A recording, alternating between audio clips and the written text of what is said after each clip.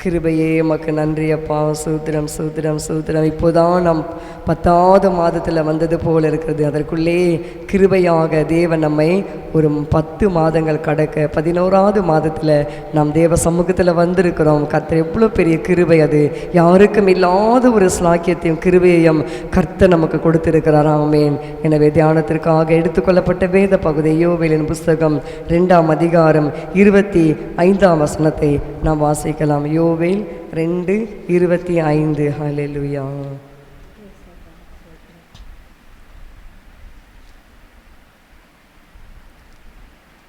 நான் உங்களிடத்தில் அனுப்பின என் பெரிய சேனையாகிய வெட்டுக்கிளிகளும் பச்சை கிளிகளும் முசுக்கட்டை பூச்சிகளும் பச்சை புழுக்களும் பட்சித்த வருஷங்களின் விளைவை உங்களுக்கு திரும்ப அளிப்பேன். ஆமேன். இந்த மாதம் நமக்கு கர்த்தர் கொடுக்கிற வாக்கு தத்தம், திரும்ப அளிப்பேன். எதையெல்லாம் அவர் திரும்ப அளிக்க போகிறார்?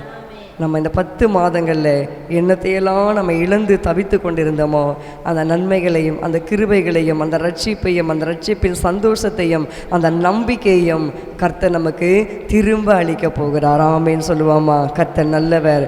நான் உங்களிடத்தில் அனுப்பின கர்த்தர் தான் அனுப்பினார் பெரிய சேனையாக வெட்டுக்கிளிகளும். ஒருத்தருடைய வாழ்க்கையில் ஒரு கஷ்டம் நடக்கிறது என்று சொன்னால் அது எல்லாமே பிசாசால வருகிறது என்று சொல்ல முடியாது. சில வேளைகளில் கர்த்தர் அனுமதிப்பார். அதான் இங்கே அவர் என்ன சொல்கிறார்? நான் அனுப்பின பெரிய சேனையாகிய வெட்டுக்கிளிகளும் பச்சை கிளிகளும் முசுக்கட்டை பூச்சிகளும் பச்சை புழுக்களும் பட்சித்த.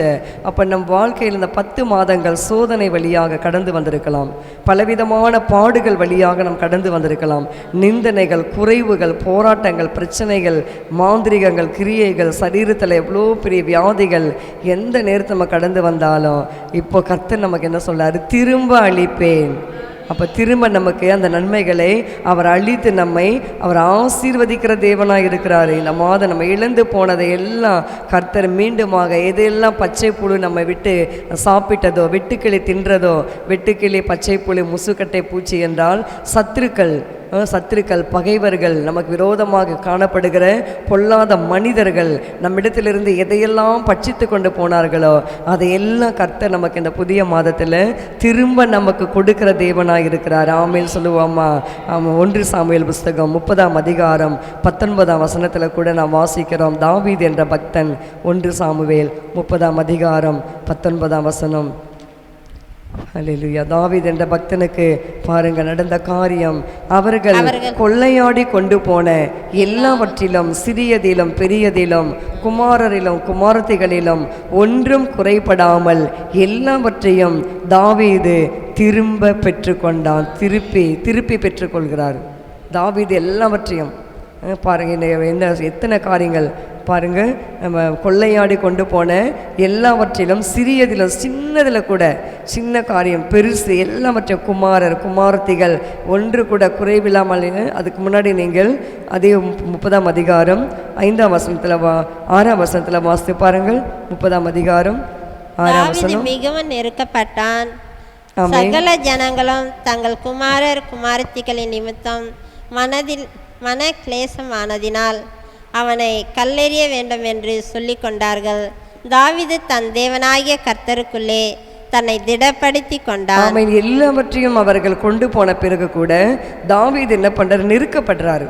அந்த நெருக்கப்படுற நேரத்தில் தான் தாவீது என்ற பக்தன் என்ன பண்ணுறாரு? மன கிளேசத்தினால அந்த அவர் கர்த்தருக்குள்ள தன்னை திடப்படுத்தி கொள்கிறாரு. இன்றைக்கு கூட நம்ம எல்லாவற்றையும் இழந்து வந்திருக்கலாம். என் குடும்பத்தில் சமாதானம் இல்லை, என் குடும்பத்தில் நிம்மதி இல்லை, என் குடும்பத்தில் ஒரு நாள் கூட நாங்கள் நிம்மதியாக இல்லை, ஒரு நாள் கூட நாங்கள் சமாதானமாக இல்லை. எல்லாவற்றையும் சத்துரு பட்சித்திருக்கலாம். வெட்டுக்கிளி பட்சித்திருக்கலாம். முசுக்கட்டை பூச்சி அதை பட்சித்து தின்று இருக்கலாம். பச்சை புழு அதை தின்று இருக்கலாம். இப்போ செடியை நீங்கள் பார்ப்பீர்களானால் நன்றாக பச்சை பசேல் என்று வளர்ந்து கொண்டே வரும். திடீரென்று ஒரு நாள் நீங்கள் போய் பாருங்கள், அந்த செடியில் எல்லா பூச்சிகள் அரித்திருக்கும்.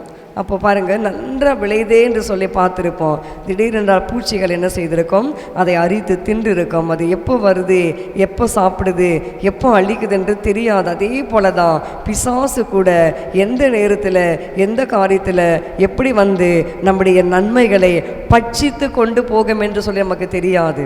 இரவில் அது வந்து அது களைகளை வந்து விதைத்து விட்டு போகும். அதனால தான் இயேசு சொல்கிறாரு, நீங்கள் விழித்திருந்து ஜெபம் பண்ணுங்கள். அப்போ நம்ம விழித்திருந்து ஜெபிக்கும் பொழுது அந்த முசுக்கட்டை பூச்சி, பச்சை புழு, அந்த வெட்டுக்கிளி நம்முடைய நன்மைகளை பட்சிக்கும் பொழுது கர்த்தர் நமக்கு வெளிப்பாடு கொடுப்பார். அப்படி வெளிப்பாடு கொடுக்கும் பொழுது நாம் என்ன செய்ய முடியும்? அதை நினைத்து நாம் ஜெபிக்க முடியும். ஜெபித்தால் அந்த நன்மைகளை திரும்ப கர்த்தர் நமக்கு கொடுப்பார். ஆமேன்னு சொல்லுவாமா? இன்றைக்கு நம் வாழ்க்கையில் என்னெல்லாம் இழந்திருக்கிறோம், இதெல்லாம் நம்ம விட்டு கடந்து போயிருக்கிறது என்று நம்ம நினைத்திருக்கலாமா? கர்த்தர் இந்த மாதத்தில் அத்தனையையும் திரும்ப நாம் பெற்றுக்கொள்ள நமக்கு உதவி செய்ய போகிறாரு. தாவீது பாருங்க, எல்லாவற்றையும் பெற்றுக்கொண்டாரு.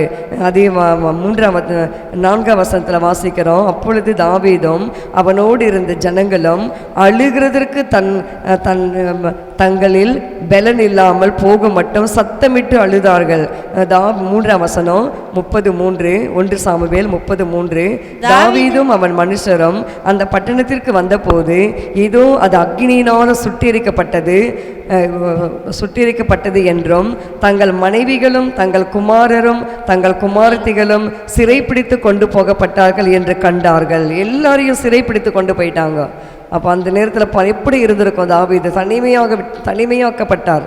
யாருமே இல்லை, ஒருவரும் இல்லை, ஆற்ற ஒருவரும் இல்லை, தேற்ற ஒருவரும் இல்லை. அந்த சூழ்நிலையில் தாவீது தள்ளப்பட்ட நேரத்தில் தாவீது செய்த ஒரே காரியம், தன் தேவனாகிய கர்த்தருக்குள் தன்னை திடப்படுத்தி கொண்டார். இன்றைக்கு நாம் கூட எல்லாம் நம்ம விட்டு கடந்து போயிடலாம், எல்லாருமே நமக்கு விரோதமாக எழும்பலாம், யாருமே நமக்கு பட்சமாக இருக்க முடியாது. அப்படி ஒரு சூழ்நிலை வரும்.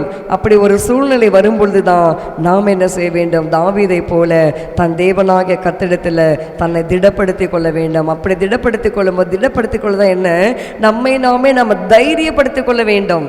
எனக்கு கர்த்தர் கொடுக்க போகிறாரு, நான் நல்லா இருக்க போகிறேன், என் குடும்பத்தை கர்த்தர் ஆசீர்வதிக்க போகிறாரு, எனக்கு வேண்டிய நன்மைகளை அவர் கொடுக்க போகிறார் என்று சொல்லி நமக்குள்ளே நாம் என்ன செய்ய வேண்டும்? நாம் தைரியப்படுத்தி கொள்ள வேண்டும். அப்படி தைரியப்படுத்தி கொள்ளும் பொழுது தான் தாவீது குறைவில்லாமல் எல்லாவற்றையும் தாவீது திரும்ப பெற்று கொண்டார். 30ஆம் அதிகாரம் 19ஆம் வசனத்தில் நாம் வாசிக்கிறோம், எல்லாவற்றையும் திரும்ப அவர் பெற்றுக்கொள்ளுகிறாரு. இன்றைக்கு நாம் கூட தேவ சனமே இந்த புதிய மாதத்தில் எல்லாவற்றையும் நாம் திரும்ப நாம் பெற்றுக்கொள்ள போகிறோம். இதெல்லாம் இழந்திருக்கிறீங்க, எல்லாவற்றையும் இழந்து நான் ஒன்றும் இல்லை, நான் தனிமையாக இருக்கிறேன், எனக்கு யாருமே இல்லை, எனக்கு உதவி செய்ய யாருமே இல்லை, எல்லாருமே என் பிள்ளைகள் முதற்கொண்டு என் கணவன் மனைவி எல்லாருமே எனக்கு வந்து ஜனங்கள் எல்லாரும் எனக்கு விலகி ஓடிவிட்டார்கள் என்ற ஒரு சூழ்நிலை இருக்கும் பொழுது தாவீது பக்தனுக்கு திரும்ப கொடுத்தது போல நமக்கும் இந்த காலை வேளையில் எல்லாவற்றும் நமக்கு திரும்ப கொடுக்க போகிறாரு.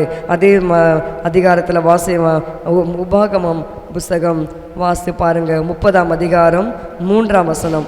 உபாகமம் 30:3. ஹல்லேலூயா, ஸ்தோத்திரம். உன் தேவனாகிய கர்த்தர் உன் சிறையிருப்பை திருப்பி உனக்கு இறங்கி, உன் தேவனாகிய கர்த்தர் உன்னை சிதறடித்த எல்லா ஜனங்களிடத்திலும் இருக்கிற உன்னை திரும்ப சேர்த்து கொள்வார். ஆமென். உன் தேவனாகிய கர்த்தர் உன் சிறையிருப்பை திருப்பி, நம்முடைய வாழ்க்கையில் இருக்கிற சிறையிருப்பை கூட கர்த்தர் திருப்ப போகிறாரு. சிறையிருப்பு என்றால் அடிமை, பாவ அடிமைத்தனம், கடன் அடிமைத்தனம், வியாதின் அடிமைத்தனம், செல்போன் அடிமைத்தனம், இன்டர்நெட்டு அதாவது ஃபேஸ்புக்கு, இன்டர்நெட்டு, இன்ஸ்டாகிராமு, இப்படி பல காரியங்கள் இருக்குது இல்லைங்களா? இதிலெல்லாம் பிசாசு என்ன செய்திருக்கலாம்? சிறைப்பிடித்து வைத்திருக்கலாம். இது ஒரு அடிமைத்தனத்தின் ஆவி.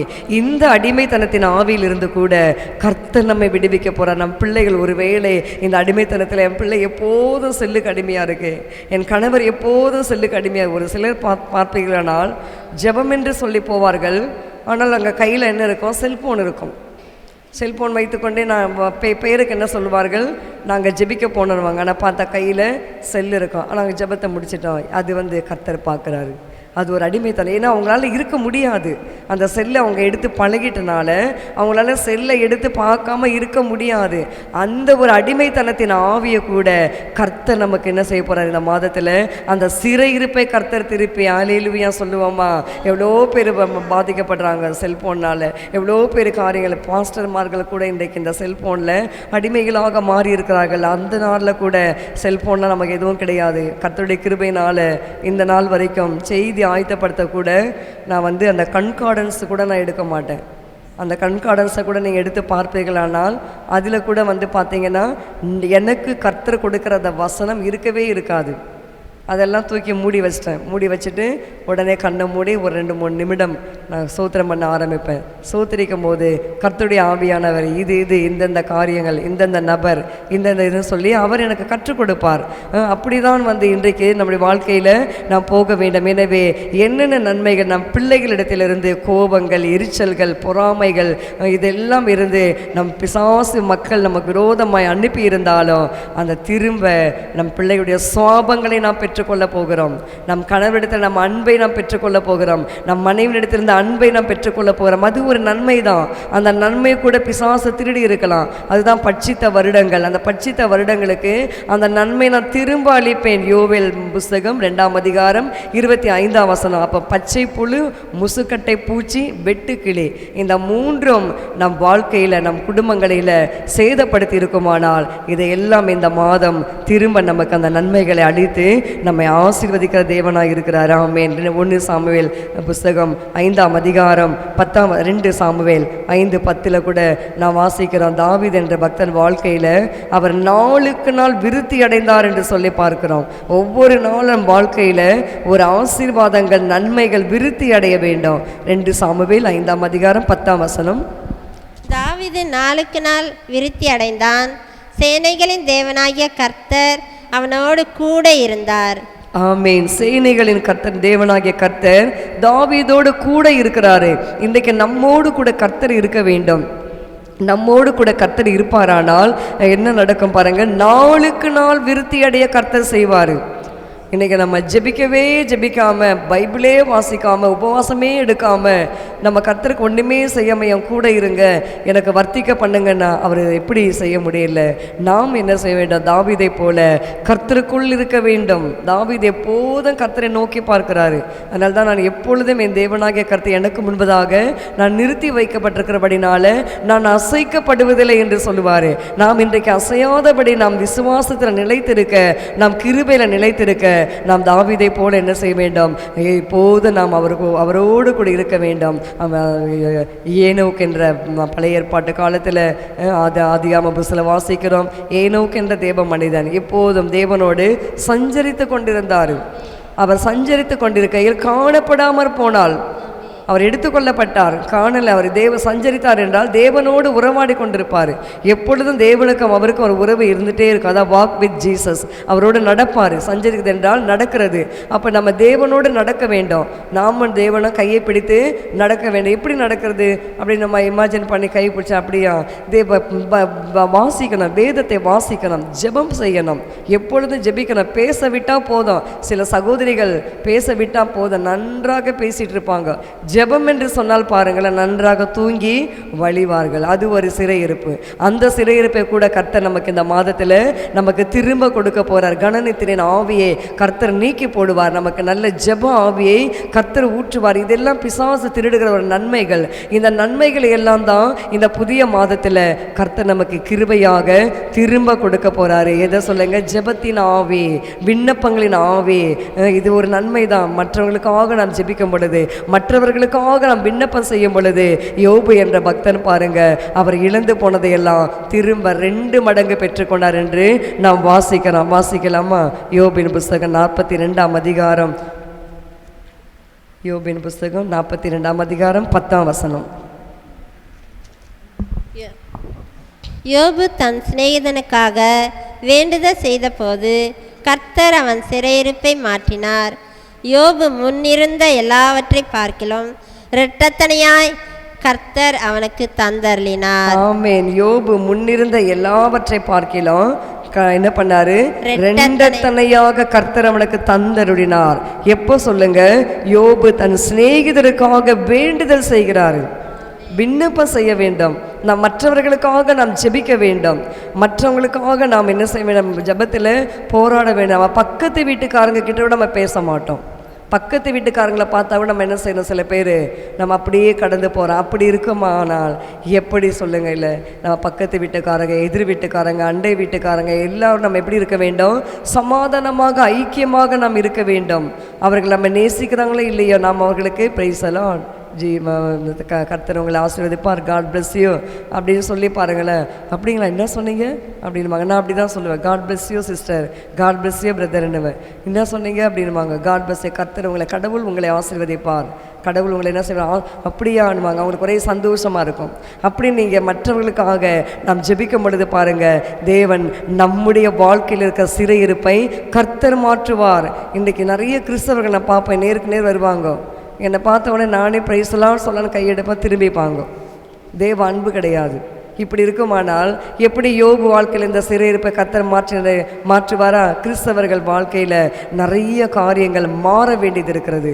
எனவே அப்படி இருக்கும்போது பாருங்கள், நிச்சயம் நாம் அப்படி இருக்க வேண்டாம். நாம் எல்லாரோட சமாதானமாக இருக்கலாம். நம்ம எல்லாருக்காக நாம் ஜெபிக்கலாம். எந்த சபையாக இருந்தாலும் நான் அப்படி தான் ஜெபம் பண்ணுவேன். ஆர்சி, பேப்டைஸ்டு, இசிஐ, மெத்தடிஸ்டு, லுத்ரன், எதுவாக இருக்கட்டும், பிரதரன், யாராக இருந்தாலும் எல்லாரும் இயேசுவின் பிள்ளைகள். நேற்று கூட நான் தலைவர்களுக்காக ஜெபிக்கும்பொழுது புதுசாக கட்சி ஆரம்பிச்சிருக்காரு விஜய் அவர்களுக்காக நான் ஜெபித்தேன். விஜய் அவர்கள், அப்பா உம்முடைய பிள்ளை தானப்பா, உம்முடைய பிள்ளையாக இருக்கிறபடினால நீர் தானையா அவரோடு பேச வேண்டும். நீர் பேசி அவர் நல்ல காரியங்களை மக்களுக்கு செய்ய. ஏன்னா அவரும் ஆர்சியாக இருந்தாலும் ஒரு தேவ பிள்ளை, அவருக்குள்ளேயும் அந்த ஏசு இருக்கார் இல்லைங்களா?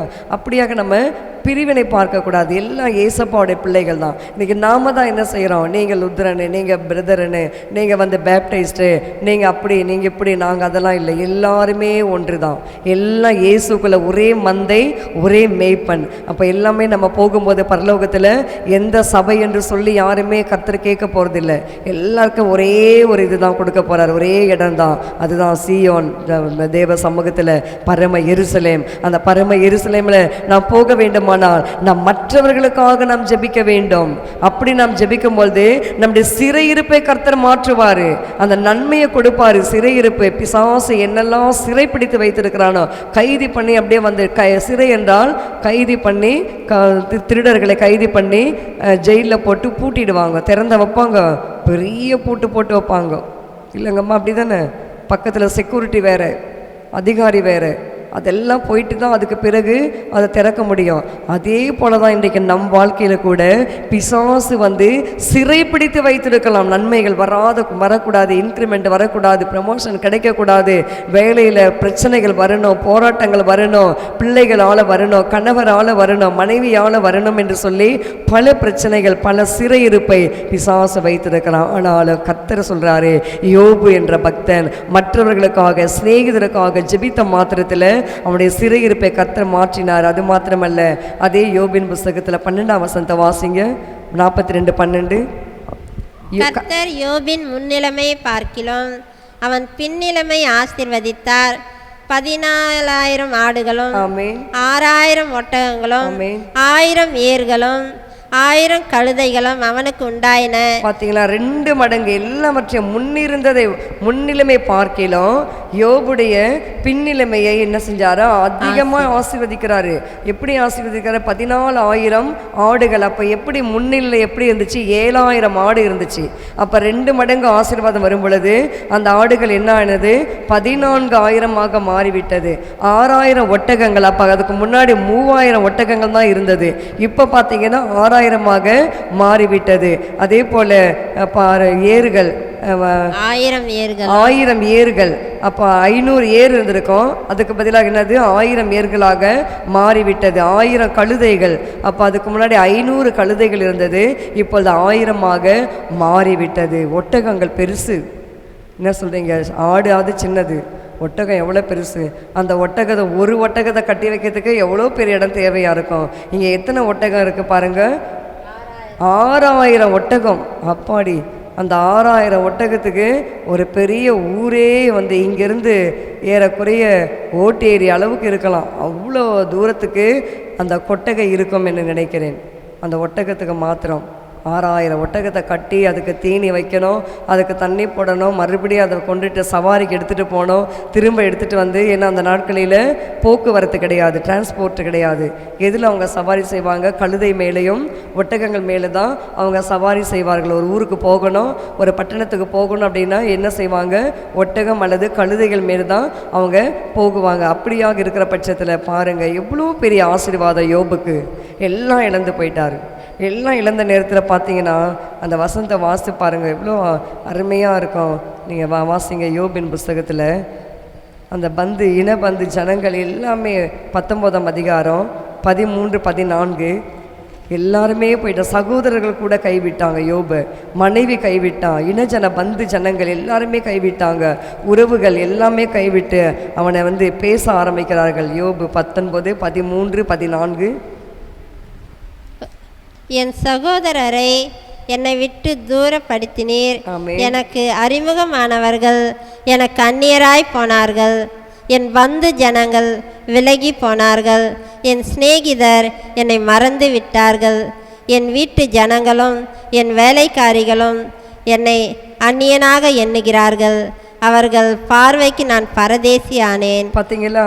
என் சகோதரர் என்னை விட்டு தூரப்படுத்தினார்கள், எனக்கு அறிமுகமானவர்கள் எனக்கு அந்நியராய் போனார்கள், என் பந்து ஜனங்கள் எனக்கு என்னை விட்டு விலகி போனார்கள், என் சிநேகிதர் என்னை மறந்து விட்டார்கள், என் வீட்டு ஜனங்கள் என் வேலைக்காரிகள் என்னை அந்நியனாக எண்ணுகிறார்கள், அவர்கள் பார்வைக்கு நான் எப்படி ஆயிட்டு பரதேசியாய் மாறிவிட்டேன். இன்னொரு இடத்துல நீங்கள் வீட்டில் போய் வாசி பாருங்கள் யோபின் புஸ்தகம். யோபு ஐயா வராருன்னு சொன்னால் அந்த ஊரில் இருக்கிறவங்க அத்தனை பேரும் தங்கள் தோளில் இருக்கிற டவலை எடுத்து இடுப்பில் கட்டி கொண்டு கையை வணங்கி நிற்பார்களாம். அவ்வளோ பெரிய மரியாதை, அவ்வளோ பெரிய அசியமான ஆஸ்திக்காரர், பெரிய பணக்காரர். அந்த வூட்ஸ் என்ற தேசத்தில் பெரிய ஆளாக யோபுவை கர்த்தர் வைத்திருந்தார். ஆனால் இப்போ என்ன நடக்குது? எல்லாரும் போயிட்டாங்க, எல்லாரும் அந்நியரா என்றாங்க, பரதேசியா என்றாங்க, வேலைக்காரி கூட அற்பமா என்றான், வேலைக்காரன் கூட அற்பமா என்றான், மனைவி கூட விட்டான், பிள்ளைங்கள்லாம் மரித்து போய்விட்டது, ஆடு மாடுகள் மிருக ஜீவன்கள் எல்லாம் மரித்து விட்டது. எல்லாம் மரித்து போன போது சகோதரர்கள் எல்லாம் வந்து திட்டுறாங்க, பந்து ஜனங்கள் அதாவது உறவினர்கள் எல்லாமே வந்து திட்டுறாங்க. அப்போ எப்படி இருந்திருக்கோம் யோபுக்கு பாருங்க. அந்த நேரத்தில் கூட யோபு பாருங்க தன் நம்பிக்கையை கைவிடலை. இயேசு எனக்கு கர்த்தர் எனக்கு திரும்பவும் கொடுக்க போகிறார். நான் பெற்ற அந்த நன்மைகளை, எனக்கு இருந்த நன்மைகளை நான் பெற்றுக்கொள்ள போகிறேன் நம்பிக்கையோடு யோபு என்ன செஞ்சார்? ஜெபம் செய்து கொண்டே இருந்தார், மற்றவர்களுக்காக ஜெபிக்கிறாரு. சிநேகிதர் எவ்வளோ வந்து ஏசுறான், வந்து அவனுடைய ஃப்ரெண்டு வந்து என்ன பாவம் செஞ்ச, உன் பிள்ளைகள் என்ன பாவம் செஞ்சது, நீ ஏன் உனக்கு இந்த நடந்துச்சுன்னு சொல்லி எவ்வளோ பேர் ஏசுறாங்க வந்து சிநேகிதர்கள். அவங்களெல்லாம் அப்படியே மறந்துட்டு தன் சிநேகிதருக்காக அவர் வேண்டுதல் செய்கிறார். ஆமேன்னு சொல்லுவோமா? இன்றைக்கு நம் வாழ்க்கையில் கூட யோபுவை போல எல்லாவற்றையும் இழந்து நம்ம தனிமையாய் நின்று கொண்டு இருக்கிறோமா? எல்லாம் நம்ம அற்பமாக நினைக்கிறாங்களா? நம்ம பரதேசியாக நினைக்கிறாங்களா? இந்த ஊர்லேயும் இருக்கக்கூடாது, இவங்க வந்து அவமானப்பட்டு போக வேண்டும், இவங்க தலை தூக்கவே கூடாது, இவங்க பிள்ளைகள் நன்றாகவே இருக்கக்கூடாது, இவங்க கணவர் நன்றாகவே இருக்கக்கூடாது, வேலையில் பிரச்சனை வரணும், வேலை ஸ்தலத்தில் இன்க்ரிமெண்ட்டை கூட்டி கொடுக்கக்கூடாது, போனஸை கொடுக்கக்கூடாது, நன்மைகள் வரக்கூடாது என்று சொல்லி எல்லாம் இருந்தாலும் யோபுவை போல நாம் மற்றவர்களுக்காக ஜெபிக்கும் பொழுது கர்த்தர் நமக்கு அந்த நன்மையை திரும்ப கொடுப்பாரு. ஆமென் சொல்லுவோமா? கர்த்தர் நல்லவர், அவர் கிருபை என்றும் உள்ளது. அதுதான் இந்த நாட்களில், இந்த புதிய மாதத்தில் கர்த்தர் நம்ம கொடுக்கிற ஒரு மகத்தான ஒரு ஆசீர்வாதம். ஆமென். இன்னொரு வசனத்தை கூட நம்ம வாசிப்போம். சங்கீத புஸ்தகம் 51ஆம் அதிகாரம் 12ஆம் வசனம் வாசிக்கலாம். சங்கீதம் 51:12. தாவீது என்ற பக்தனுக்கு இன்னொரு நன்மை கூட கர்த்தர் திரும்ப கொடுக்கிறாரு. 51ஆம் சங்கீதம் 12ஆம் வசனம். ஆமென், ஆமென், ஆமாம். ரட்சண்யத்தின் போதுமா, ரட்சண்யத்தின் சந்தோஷத்தை திரும்பவும் எனக்கு தந்து. ரட்சண்ய சந்தோஷம். ரட்சிக்கப்பட்ட புதுசில் நாம் சந்தோஷமாக இருப்போம், வேதத்தை அதிகமாக நேசிப்போம், வாசிப்போம், இயேசுவை அதிகமாக நேசிப்போம், உபவாசம் எடுத்து ஜெபிப்போம், எல்லாம் செய்வோம். அந்த ரட்சண்ய சந்தோஷமானது நாளடைவில் குறைந்து போயிருக்கலாம். என்ன இன்றைக்கி ஒரு நாள் ஜெபிக்கலாம், என்ன நாளைக்கு ஜெபிச்சிக்கலாம், இன்றைக்கி ஒரு நாள் நம்ம வேதம் வாசிக்கலாம், என்ன நாளைக்கு வேதம் வாசிக்கலாம், இந்த வாரம் சபைக்கு வரலனா என்ன, இப்போ குடிமொழிகிட போதா, அடுத்த வாரம் போய்க்கலாம், இப்படி தான் வந்து பிசாசு என்ன பண்ணான், ஒரு வாரம் சபைக்கு வரலனாலும் அடுத்த வாரம் திருமணத்துக்கு மாத்திரம் வந்து நிற்பாங்க. அது என்ன பிரயோஜனம் இல்லை, அது என்னது, குடும்பத்தில் ஆசீர்வாதத்தை கொண்டு வராது. திருவந்துக்கு மாத்திரம் வருவாங்க, அது கூட லேட்டாக வருவாங்க, அது கூட சுத்திகரிப்பு ஜபத்துக்கு வரவே மாட்டாங்க. சுத்திகரிக்கப்படணும். சுத்திகரிப்பு ஜபத்துக்கு வந்தால்தான், திருவந்து எடுத்தால் தான் நன்மையை கர்த்தர் திரும்ப கொடுப்பாரு. அவரும் ஒரு சில காரியத்தை எதிர்பார்க்கலாம் இல்லையா? இப்போ ஒரு ஆஃபீஸ் எடுத்துக்கோங்க, ஒரு நிறுவனத்தை எடுத்துக்கொள்ளுங்கள். அப்போ நமக்கு மேலே இருக்கிற எம்டி, நமக்கு மேலே இருக்கிற அதிகாரிகள் நம்ம நல்லா வேலை செய்கிறோமா, நமக்கு அந்த நம்முடைய காரியமெல்லாம் அவங்களுக்கு திருப்தியாக இருக்கா அப்படின்னு சொல்லி அவங்க எதிர்பார்ப்பாங்க. அவங்க பார்க்கும்போது அது நன்றாக இருந்தால்தான் நமக்கு கூட இன்க்ரிமெண்ட்டை கூட்டி கொடுப்பாங்க. நமக்கு கூட ஏதாவது ஒரு நன்மை செய்யலாம் என்று அவங்க மனசில் தோன்றும். அவங்க வரதே வந்து செய்யாமல், ஒன்றுமே செய்யாமல் அப்படியே வரது போகிறது, சும்மா கையெழுத்து போட்டு அங்கே போய் உட்காருது, அங்கே போய் கதை பேசுறது, இதை செய்யுதுன்னா அப்போ இப்படி அதிகாரிகளுக்கு நம்மை குறித்து நல்ல ஒரு இது கிடைக்குமா? கிடைக்காது. அதே போல தான் இயேசு கூட நம்மிடத்தில் ஏதோ ஒன்று எதிர்பார்க்குறாரு. என் பிள்ளைகள் என்னை தேடுவார்களா, என் பிள்ளைகள் என்ன இடத்துல வந்து ஜெபம் செய்வார்களா, என் பிள்ளைகள் என்னை நோக்கி பார்ப்பார்களா, என் பிள்ளைகள் என் சமூகத்தில் வருவார்களா என்று சொல்லி அவரும் எதிர்பார்ப்பார். அவர் எதிர்பார்க்கிறதை நம்ம கொடுக்கும் பொழுது ரட்சணத்தின் சந்தோஷத்தை கர்த்தர் நமக்கு திரும்ப கொடுப்பார். ஆமென் சொல்லுவோமா? இந்த மாதம் நமக்கு என்னெல்லாம் நம்ம ஜெபிக்க மறந்திருக்கலாம், ஜெபாவி இழந்திருக்கலாம், விண்ணப்பங்களின் ஆவி இழந்திருக்கலாம், மற்றவர்களுக்காக ஜெபிக்க நாம் மறந்திருக்கலாம், சபை கூடி வருதலை நாம் விட்டு இருக்கலாம். சில நேரங்களில் ஆராதனை நம் முக்கியம். அந்த ஞாயிற்றுக்கிழமை ஆராதனை எவ்வளோ வேலை இருந்தாலும், எவ்வளோ பெரிய ரிலேஷன்ஷிப்பாக கூட இருக்கட்டுமே, உறவுகள் இருக்கட்டும், எப்படியா இருக்கட்டும் பரவாயில்ல, ப்ளீஸ் தயவு செய்து நான் மன்னிச்சிக்கங்க, சாரி, நான் சர்ச்சைக்கு போயிட்டு நான் ஏசப்பா நான் வணங்கிட்டு அதுக்கப்புறம் நான் உங்கள் வீட்டுக்கு வரேன் நீங்கள் சொல்லி பாருங்கள். ஆனால் நம்ம சொல்ல மாட்டோம். ஐயோ எங்கள் சொந்தக்காரங்க கோச்சிப்பாங்க, நாளைக்கு சொந்தக்காரங்க வந்து நிற்க மாட்டாங்க, இயேசு தான் வந்து நிற்கணும். என்ன சொல்கிறீங்க? சொந்தக்காரங்க இன்னைக்கு இருப்பாங்க, நீ போயிடுவாங்க. பார்த்தீங்களா, யோபுக்கு வந்து ஜனங்கள் எல்லாம் விலகி போனார்கள். யோபுக்கு எல்லாம் மனைவி கூட சத்ருவா மாறிட்டா, சகோதரங்கள் எல்லாம் மாறிட்டாங்க. இன்னைக்கு நம்முடைய வாழ்க்கை எப்படி இருக்குது? ஆவிக்குரிய வாழ்க்கையில் நம்ம என்னெல்லாம் இழந்து நிற்கிறோமோ அதையெல்லாம் ரட்சணத்தின் சந்தோஷத்தை திரும்ப நமக்கு கொடுப்பார். நம்ம ஆராதனை மிஸ் பண்ணவே கூடாது.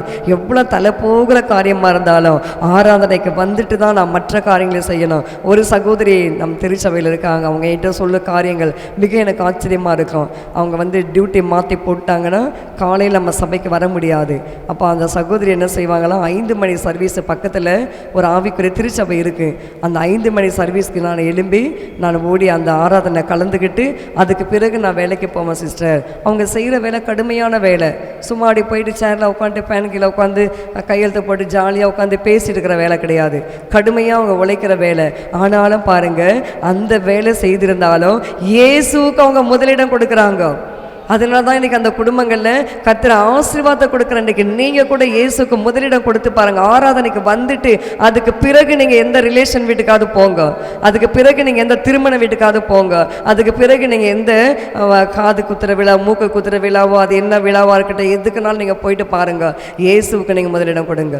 இன்றைக்கி நிறைய பேர் இயேசு கொடுக்க மாட்டாங்க. ஐயோ எங்கள் சொந்தக்காரங்க என்னை வந்து பகைச்சிடுவாங்க, என்னை ஒரு மாதிரி பேசுவாங்க, நான் தான் முன்னாடி நிற்கிறேன் தெரியுமானுவாங்க. நீ முன்னாடி நின்னீங்கன்னா பிசாசு வந்து உங்கள் குடும்பத்தை முன்னாடி நின்றுடுவான்.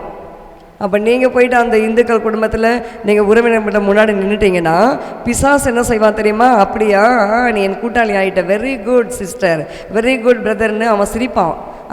அவனும் தூண்டி தான் விடுவான், அவனே சிரிப்பான். சிரிச்சுட்டு அப்படி தான், இதை தான் நான் எதிர்பார்த்தேன், வெரி குட் அப்படின்னு சொல்லிட்டு என்ன செய்வான் தெரியுமா? இவன் போயிட்டு அந்த குடும்பத்தில் முன்னாடி நின்றுடுவான்.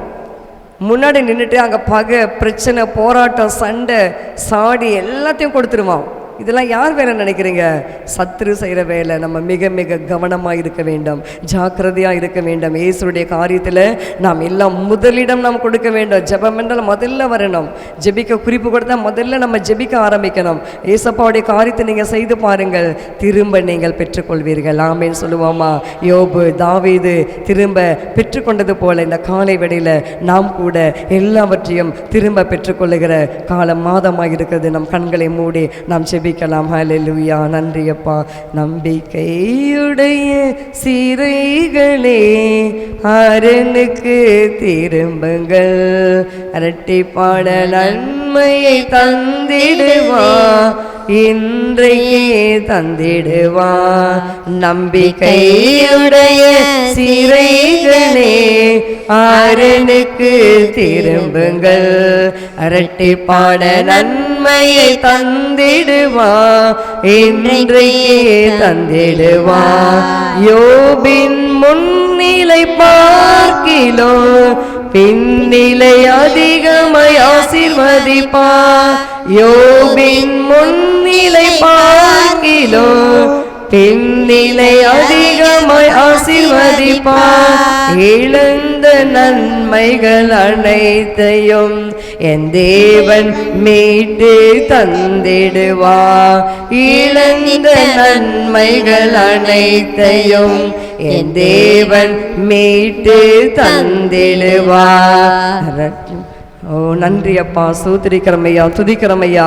நம்பிக்கையுடைய சிறைகளே அரணுக்கு திரும்புங்கள் என்று சொன்னீரப்பா. யோபின் முன்னிலைமை பார்க்கலாம், இந்த பின்னிலைமை அதிகமாய் ஆசீர்வதித்தீரையா. நன்றி ஐயா. அதே போல எங்கள் வாழ்க்கையில கர்த்தாவை திரும்ப அழிங்கப்பா. என்னென்ன நன்மைகளே, பச்சை புழு, முசுக்கட்டை பூச்சி, அப்பா வெட்டுக்கிளி, எதையெல்லாம் பட்சித்து போட்டதோ அதையெல்லாம் கர்த்தாவே இந்த மாதம் எங்கள் வாழ்க்கையில திரும்ப கொடுங்கப்பா. ரட்சண்யத்தின் சந்தோஷத்தை எங்களுக்கு திரும்ப கொடுங்க. உற்சாகத்தின் ஆவி எங்களுக்கு திரும்ப கொடுங்க ஐயா. தாவீது நாளுக்கு நாள் விருத்தி அடைந்தது போல நாங்களும் நாளுக்கு நாள் விருத்தி அடைந்து தேவனுக்குள்ளே நாங்கள் களி கூற அப்பா எங்கள் வாழ்க்கையில சமாதானம் நன்மைகள் பெருகட்டும் ஐயா. தேவரீர் கர்த்தாவே வேலை ஸ்தலத்தில் நெருக்கிற பொல்லாத ஆவிகள் எல்லாம் கட்டுப்படுவதாக. ஒவ்வொரு குடும்பங்களை கர்த்தர் பாதுகாத்து கொள்ளுங்க. இன்கிரிமெண்ட்டை கூட்டி கொடுங்கப்பா. போனஸ் கொடுக்காத குடும்பங்களுக்கு போனஸ் கொடுக்கும்படியாக அதிகாரி கண்களில தயவு கிடைக்க பண்ண வேண்டுமாய் ஜெபிக்கிறோம். காத்துக்கொள்ளுங்க, பலப்படுத்துங்க. துதிக்க நம்ம மகிமையெல்லாம் உமக்கே செலுத்துகிற இயேசுவின் நாமத்தில் பிதாவே, ஆமேன். நம் கண்களை மூடி நாம் எல்லாம் சேர்ந்து சொல்லுவோம். என் ஆத்துமாவே கர்த்தரை ஸ்தோத்திரி, என் முழு உள்ளமே பரிசுத்த நாமத்தை ஸ்தோத்திரி. என் ஆத்துமாவே கர்த்தரை ஸ்தோத்திரி, கர்த்தர் செய்த சகல உபகாரங்களையும் மறவாதே. ஆமேன். ஹல்லேலூயா, ஹல்லேலூயா, ஹல்லேலூயா. ஆமாம். எல்லாருக்கும் praise the Lord. God plus.